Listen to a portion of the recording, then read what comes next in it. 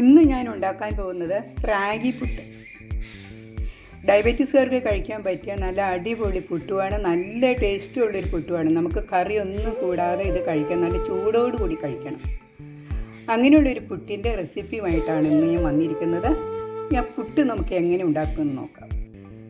Ragi stick puttu ഉണ്ടാക്കാൻ ഞാനിവിടെ എടുത്തിരിക്കുന്നത് 1 കപ്പ് റാഗി സ്റ്റിക്കാണ്. ഇത് നമുക്കൊന്ന് കഴുകിയെടുക്കണം.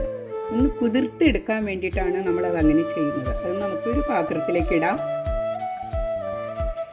ഇതിലേക്ക് നമുക്ക് കുറച്ച് വെള്ളം കൂടി ഒഴിക്കാം.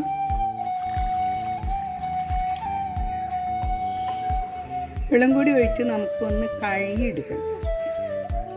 ഒന്ന് കുതിർത്തെടുക്കാൻ വേണ്ടിയിട്ടാണ് ഇത് ഇങ്ങനെ ചെയ്യുന്നത്. ഇനി ഇത് നമുക്ക് വേറൊരു പാത്രത്തിലേക്ക് മാറ്റാം.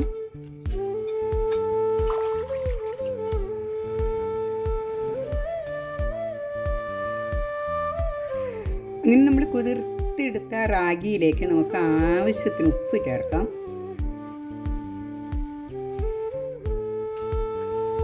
ഇനി നമുക്കിതിലേക്ക് അല്പം തേങ്ങ, ഇതിൻ്റെ ആവശ്യത്തിന് തേങ്ങ ഇടാം.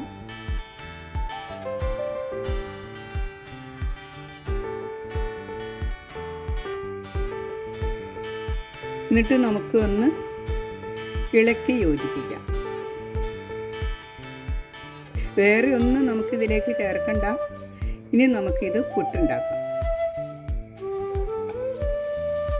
അല്പം തേങ്ങ നമുക്ക് അടിയിലേക്ക് ഇട്ട് കൊടുക്കാം.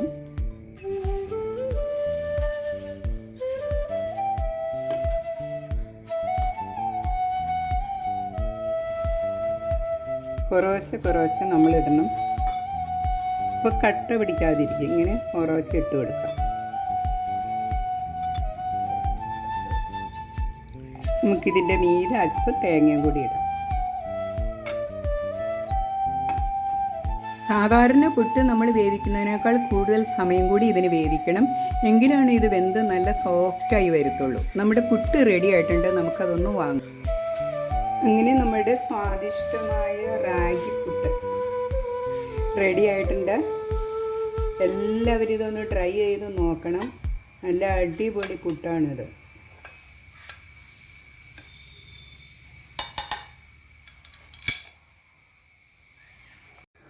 പുട്ട് നമ്മൾ കഴിക്കുമ്പോൾ നല്ല ചൂടോടുകൂടി കഴിക്കണം. നല്ല ടേസ്റ്റി ആയിട്ടുള്ള ഒരു പുട്ടാണിത്. എല്ലാവരും ഇതൊന്ന് ട്രൈ ചെയ്ത് നോക്കണം കേട്ടോ.